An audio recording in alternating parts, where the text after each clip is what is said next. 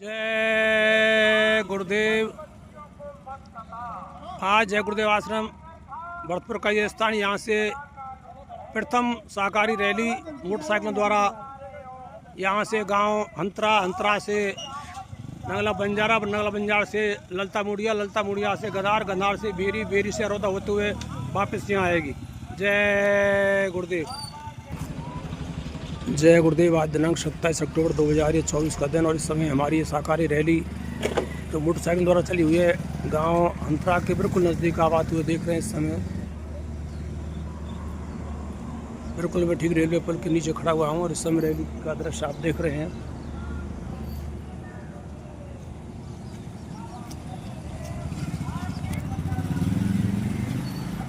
आगे कहीं चौराहा देख के रोक लीजिए। जय गुरुदेव।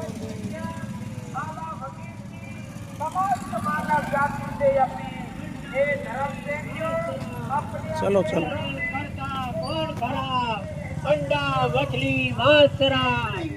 हमें समझ जाते हैं कि हमने पैसा खर्च कर दिए तो फिर कहां से आएंगे। अरे जो हमारे प्रारब्ध में लिखा हुआ है प्रेमियों वो मिलेगा, उसको कोई नहीं मिट सकता। और बाबा जी ने खुले मन से कहा, तुमने सुना नहीं कि बच्चा महात्मा किसी का उधारा नहीं रखते हैं। कोई एक गिलास पानी पिलाता है, महात्मा उसके बदले 10 गिलास पिलाते हैं। कोई एक रोटी खिलाता है, उसके बदले महात्मा 10 रोटी देते हैं। एक की 10 देने वाले समृद्ध दाता दयालु बाबा जय गुरुदेव जी महाराज, तुम उनके शिष्य, तुम उनके बंदे, फिर तुमने उनके वचन का विश्वास क्यों नहीं किया। जब बाबा जी कह रहे हैं कि बच्चा मैं 1 की 10 देता हूँ, और स्वामी महाराज ने कहा हमने सुना कि बच्चा मैं 1 की 10 देता हूँ, तुम 1 खर्च करोगे मैं 10 दूंगा। पर मेरे पास बच्चा वो पैसों की पोटली तो है नहीं कि ले जाओ बच्चा इसे घर में जाकर अंधेरे में बंद मकान में खोल लेना, ये रुपए पैसे हैं, वो पोटली तो मेरे पास नहीं है। लेकिन गुरु महाराज ने कहा जहाँ भी तुम दुकान दफ्तर खेती में ईमानदारी मेहनत से करोगे तो यानी तुमको बरकत मिलेगी, 10 गुना मिलेगा, 10 गुनी बरकत आपको मिलेगी। आपके नजदीक हारी बीमारी नहीं आएगी, आपके बचत हो जाएगी, सारी चीजें हो जाएगी, कोई मौत मुकदमा नहीं लगेगा। तुम्हारे सामने अनर्थ पैसा जाता है, वो अनर्थ पैसा तुम्हारा नहीं जाएगा। जब बरकत घर में होगी तो 10 गुना आपको मिलेगा। लेकिन कब मिलेगा? जब तुम ईमानदारी और मेहनत से यानी दुकान में दफ्तर में खेती में करोगे तब जब मिलेगा। लेकिन हम आप बाबा जी के वचन का विश्वास नहीं करते हैं कि बाबा जी ने कहीं वैसे तो नहीं बोल दिया। बाबा जी यानी तमाम बातों को कहकर चले गए। मन से गुरु महाराज ने कहा, अरे बच्चा वो महात्मा गांधी के स्वप्न में रामराज हो गया था और महात्मा गांधी रामराज लाना चाहते थे, और बीच में ही उनको किसी भाई ने गोली से मार दिया और उनको अधपर दुनिया से हटा दिया। रास्ते से रामराज नहीं ला पाए, गांधी जी का स्वप्न अधूरा रह गया। अरे बच्चा वो राजनीतिक थे, लेकिन मैं राजनीतिक नहीं, मैं सच्चा आध्यात्मवादी हूँ। मेरे नाम की कोई तीर तलवार हथगोला बम गोला बारूद गोला एटम बम परमाणु बम कोई भी हथियार ऐसा हिंदुस्तान में नहीं बना है, विश्व में नहीं बना है जो बाबा जी को मार दे। स्वामी महाराज ने कहा कि कोई बाबा जी को मार दे ऐसा हथियार नहीं बना है। बच्चा मैं जिस काम के लिए आया हूँ उस काम को पूरा करके या स्वामी महाराज बोले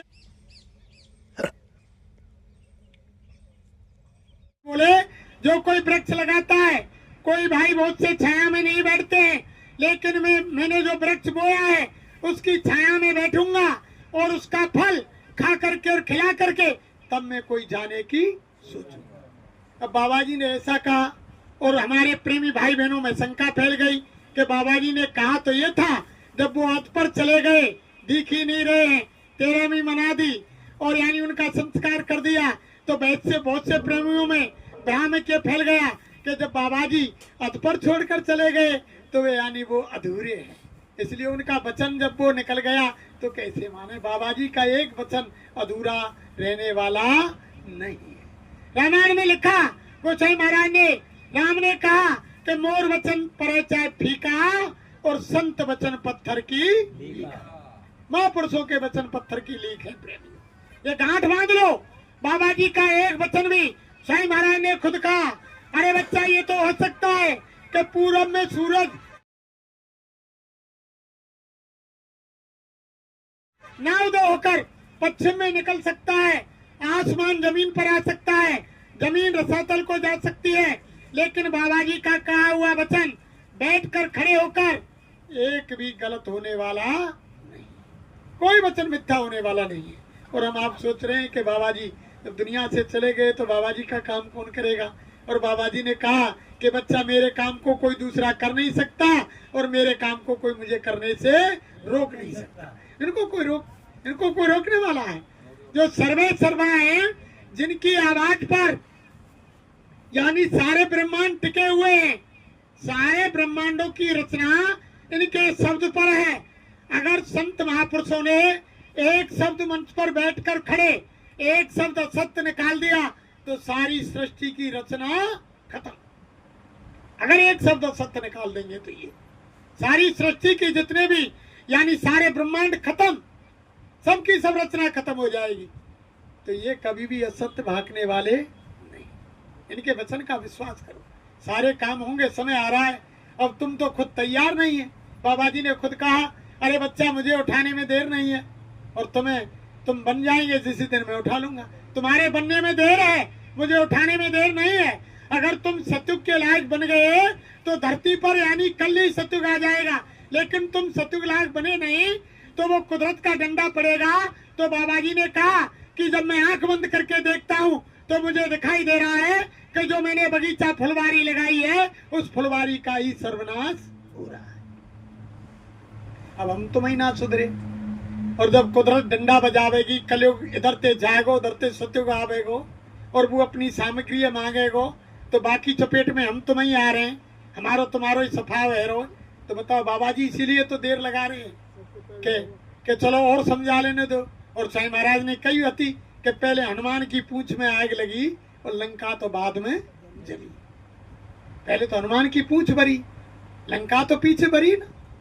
तो पहले तो इनमें ही लगेगा पलीता, पहले तो डंडा इनकी पीठे पड़ेगा भाई, नहीं सुधरेंगे तो। इसीलिए यानी कलयुग जा रहा है और सतयुग आ रहा है, उसकी तैयारी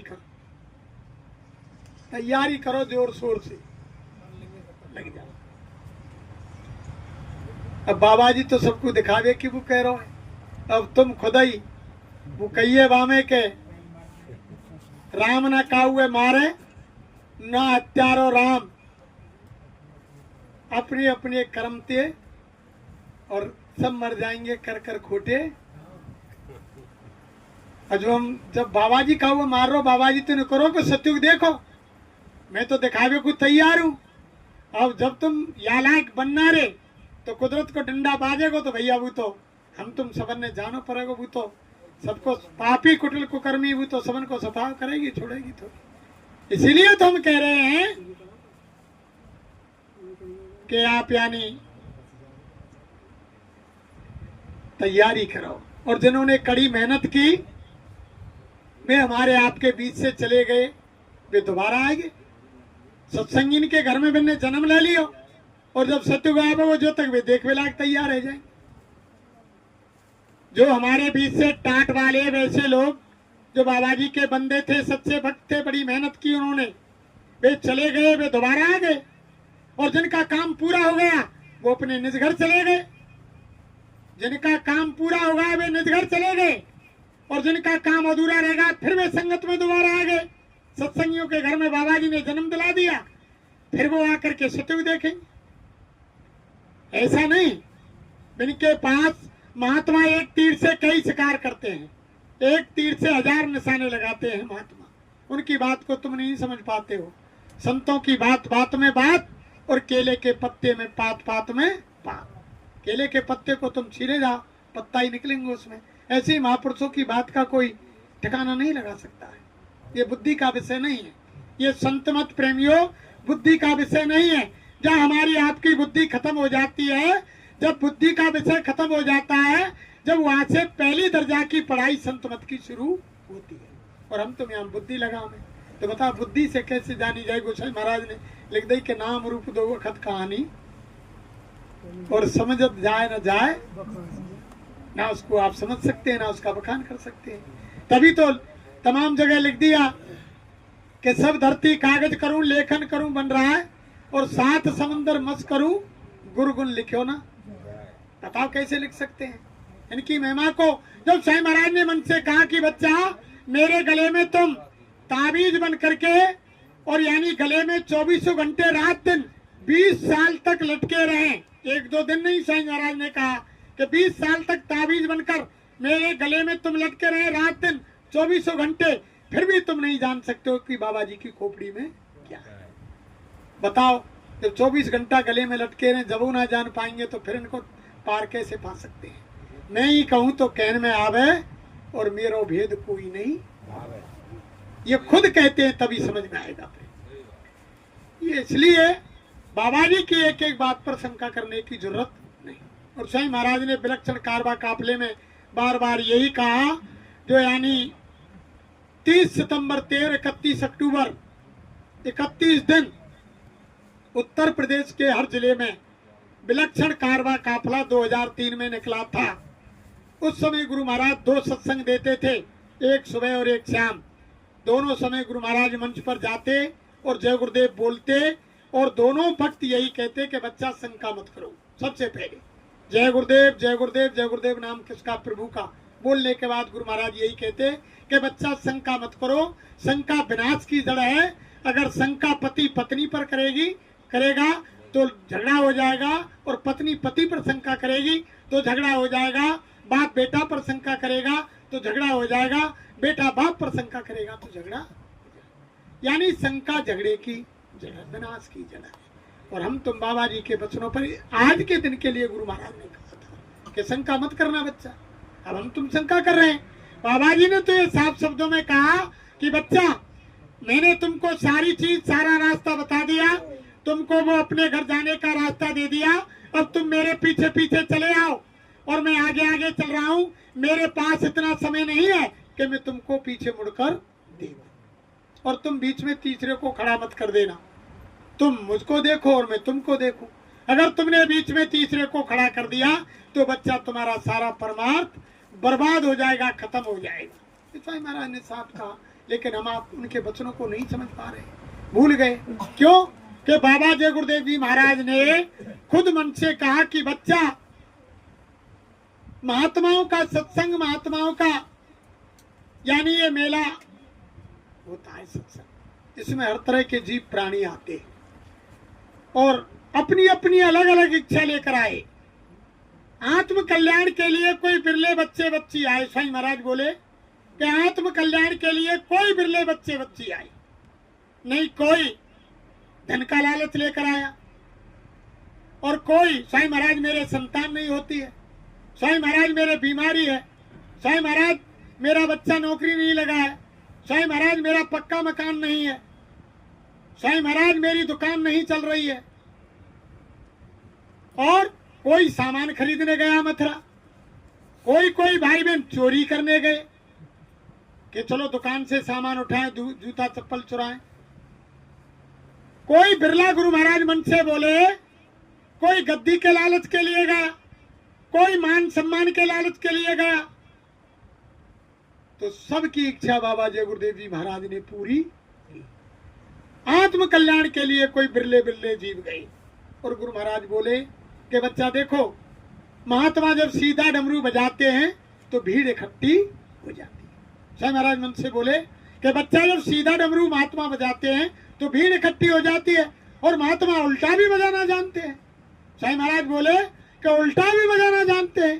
बाबा जी ने यानी 18 मई 2012 को उल्टा डमरू बजा दिया, और सारी भीड़ तितर बितर उल्टा डमरू बजे। बाबा जी तो सब क्रिया। और साईं महाराज बोले, अरे बच्चा जो भविष्य में परिवर्तन होगा वो मुट्ठी भर लोगों से होगा, और यानी बड़े बड़े लोगों से नहीं होगा, वो शहर नगर यानी कस्बों से नहीं होगा, वो झुग्गी झोपड़ियों से, छोटे छोटे गांवों से परिवर्तन होगा, गरीब लोगों से परिवर्तन होगा, और मुट्ठी भर लोगों से होगा। वो परिवर्तन तो थोड़े लोगों से होगा, इतने जमगढ़ से परिवर्तन थोड़ी होगा, थोड़े लोग बचेंगे उसमें यानी परिवर्तन में। ये सारी बात आपको गुरु महाराज ने बता दी, फिर भी आप शंका कर रहे हैं। एक एक शब्द गुरु महाराज के वचन को याद करो, और जिन्होंने वचन याद नहीं है वो गुरु महाराज के वचन किसी प्रेमी भाई बहन से उनके संदेश में सुनो, और संदेश में नहीं सुन सकते हो तो अमर संदेश बाबा जी की पत्रिकाएं, बहुत सारी किताबें हैं, उनको पढ़ो। उनके अंदर एक एक वचन गुरु महाराज का है, और गुरु महाराज ने कहा कि मेरे वचन, मेरी पत्रिका और अमर संदेशों को संभाल कर रखना। भविष्य में लोग इनको खोजते फिरेंगे और ये ढूंढे से नहीं मिलेंगे। तो लोग तमाम इनकी खोज कर रहे हैं, पत्रिका की, अमर संदेशन की, सत्संगों ने ढूंढ रहे मन में थे कि बाबा जी ने का कही सब ने तलाश कर रहे हैं। कैसेट स्वामी महाराज ने 10 रुपया की बिकई, तो गुरु महाराज बोले अरे बच्चा ने कैसेटों को संभाल कर रखना। टेप रिकॉर्ड की कैसेट बिकई पहले के अब इसकी कीमत 10 रुपया है, बच्चा समय आने पर ये कैसेट 1000 रुपये में नहीं मिलेगी। स्वामी महाराज बोले ये कैसेट 1000 रुपये में नहीं मिलेगी, मन से इसको संभाल के रखना, एक एक वचन अनमोल है। और अब देखो सब लोग धोखा खा गए, बाबा जी के वचन को नहीं सुन पाए। इसीलिए तो बाबा जी कहते थे बच्चा मेरे सामने आकर के बैठो और सत्संग को होश हवास में सुनो, अगर एक शब्द छूट गया तो तुम्हारा सारा परमार्थ का नुकसान हो गया। एक शब्द बीच में छूट गो, अधूरी बात सुनी। लेकिन महात्माओं के वचन तो बहुत बड़े होते हैं। अब देखो एक मुझे कहानी याद आ जाती है, सचमुच घटना। अब देखो कितना काम करते हैं बाबा जी के वचन। एक पत्नी का पति यानी बिकट यानी दारू पीता था, शराब। वो बहुत विनती करती थी कि ऐसा करो तुम गुरु महाराज के पास चलो मथुरा आश्रम पर। 10-5 साल जब विनती की तो एक बार के चल तू ना मान रही तो मैं तेरे संग बाबा जी के चल। उस समय ऐसे बैठते थे कि माता बहन देवियां एक साइड में और भाई लोग एक साइड। अब वो भाई लोगों में बैठ गए और माता बहन देवी उनमें बैठ गई। अब स्वामी जी का सत्संग हुआ, और सत्संग होने के बाद जब स्वामी महाराज ने नामदान दिया, जट वो सोएगो शराबी है का आधो सत्संग सुनो और बीच में ही सोगो। अब वो गहरी नींद में सोए करो, नामदान खत्म है। नामदान खत्म होने के बाद स्वामी महाराज बोले अरे बच्चा खड़े हो जाओ। जब एकदम स्वामी महाराज ने आवाज लगाई खड़े हो जाओ, जब भाई एकदम भरभरा के चेत हुआ कि बाबा जी नामदान दे रहे दी से, जट वो खड़ो है जट बोले के पीछे मुड़ जाओ। अब जैसे ही पीछे मुड़ा कि चल पड़ो अपनी राफ्टीन को, वे चलने लगे कि रुक जाओ। जट में रुक गए कि मेरी तरफ घूमो। जट फिर बाबा जी की तरफ घूम गए सर। फिर स्वामी महाराज बोले कि देखो इधर भी भगवान है, इधर भी भगवान है, इधर भी भगवान है, इधर भी भगवान। कि अब पीछे मुड़ जाओ और अपनी अपनी झोपड़ी राफ्टियों को जाओ। अब बान समझी के नामदान है। अब वे सत्संग में थे खड़े हैं कि जहां रुक रहे, अपने जिले की राफ्टी में दोनों पति पत्नी गए। अब जाके बाने पूछी कि बाबा ने नामदान दियो, सत्संग सुनो तुमने? कि सुनो, क्यों ना सुनो सत्संग और नामदान? के नामदानों लियो मैंने। कि कब? एक जब बाबा ने कही कि खड़े हो जाओ। अरे कि तुम पे ते नामदान नहीं करेगा। अब वो घर गयो, अब वो महात्मा के वचन बा के हृदय में लग गए। अब वो बैल भैंसन की रखवारी पे सो गयो। अब जागना वो बैल भैंसन की रखवारी पे सो रहो, और वो सुबह 4 बजे जग के और जग या ये करो बन के नामदान है बाबा को। अब वो एकदम क्यों के खड़े हो जाओ, खाट में बैठो बैठो, और फिर खड़े हो जाए कि पीछे को मुड़ जाओ, चल पड़ो। फिर वे चले कर रुक जाओ और फिर कह दो कि मेरी तरफ घूमो। अब ऐसे बैठ के, और जब चोरन ने रात के 12 बजे आके झटवा नोरे में ओढ़ो दीवार तोड़ दी। अब दीवार तोड़ दी, अब 4 बज गए दीवार तोड़ते तोड़ते। अब बैल भैंसन ने खोलवे की तैयारी है गई, और बा के भजन को समय है गो। अब बा को भजन को समय है कि जब जारन के दिन आए जब वो रजाई में ओढ़ के बैठ गो। अब जैसे ही वो बैलन ने भैंसन ने खोलवे आए, जटवा ने आवाज लगाई रजाई में थे कि खड़े हो जाओ। अब चोरों ने समझी कि यार खबर। चोरों ने समझी कि खबर पड़ गई, जट वे खड़े हो गए। अब इन्हें कहे पीछे को मुड़ जाओ, अरे वे चोर बेचारे पीछे को मुड़ गए। मान के अब खबर तो पड़ी गई, अब जाए कहाँ। मान गई चल पड़ो, झट वे चलवे लग गए। मान के रुक जाओ, मान के मेरी तरफ घूमो। अब वे घूमे, जट हाथ जोड़ कर जट खाट के नहीं आई कि मान के भाई बाबा हम गलती थे आगे भाई।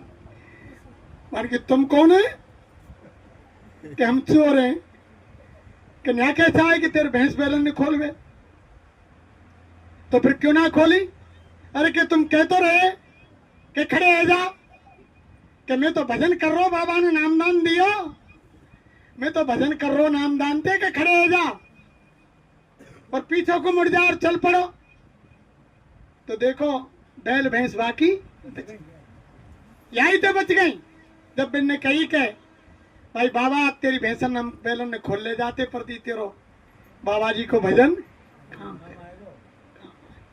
तो कोई भी शब्द महापुरुषों का तुम हृदय में बसा लेंगे, भरोसा कर लेंगे, तो हर जगह मदद और रक्षा करेंगे। भाई तेवा की बैल भैंसन की रक्षा माने बुई धारण कर लियो, ना सत्संग सुनो माने सोएगो, ना नामदान लियो, जब अंत में जगो मान के यही नामदान है जो बाबा जी कह रहे हो कि खड़े हो जाओ और पीछे मुड़ जाओ और चल पड़ो और मेरी तरफ आ जाओ, मान समझी के यही नामदान है।